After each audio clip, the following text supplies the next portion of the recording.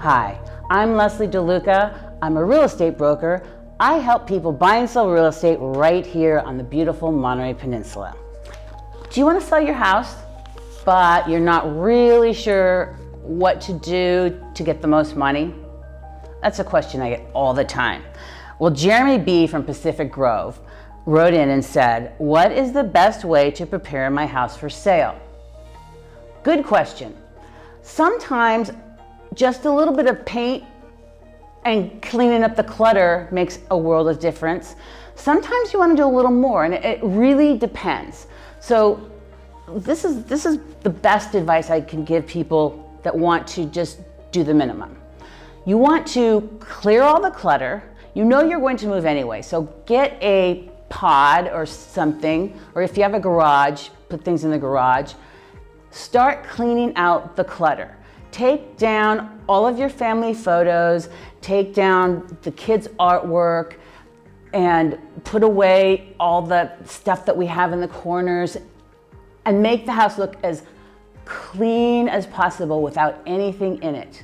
Because you want the buyer to come in and see a blank slate that they can imagine themselves in and their family pictures in. Also, it's a good idea to put your family pictures away because you never know who's going to come in and you don't want them to see pictures of your kids. I always tell people that. So just take down the family photos.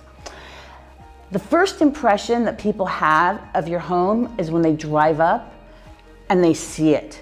So you want to make sure the front of your house is inviting with flowers and plants, and it's clean and warm and inviting to come in. Another very important fact is when people walk in your house, though, they see it, there's no spider webs around the door and everything's clean. They walk in, you want it to smell good.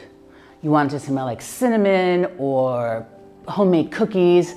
I always, when I do an open house, I always bring those sliced cookies and I bake cookies before anybody comes so the house smells really good. And people walk in and go, ooh, this place smells good. It just gives that aura.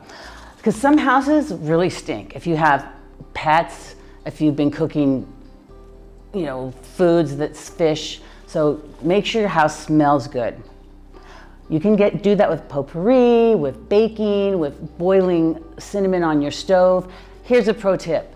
Those plug-ins that people get and all of those really, really overbearing, smelly things, don't do that because that is too much and it makes clients nauseated. I've gone in houses before where it's like, oh, get me out of here, because they have a plug-in in every room and it's just overwhelming.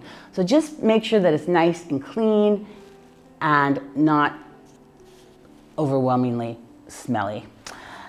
So those are the most important things. And then, if there's things that are broken and that are really glaring, that are a safety issue, then we can talk about whether or not you should fix them. And I always tell people this: I will never ever encourage you to do any repair that is not going to raise your bottom line. If it's not going to make you more money in the end, then there's no reason to do it. So at Compass, we have this really, really cool thing where we can take your picture of your house and a picture of a house that's similar to yours, and it puts in the computer, and it shows you a before and after of what your house would look like if you did the same thing, and it shows you how much it would cost and how much the return on investment would be. That's the main thing. If you want to do an improvement, do not do anything that is not going to get you good ROI. If the return on the investment is not going to be worth it, then you don't need to do it.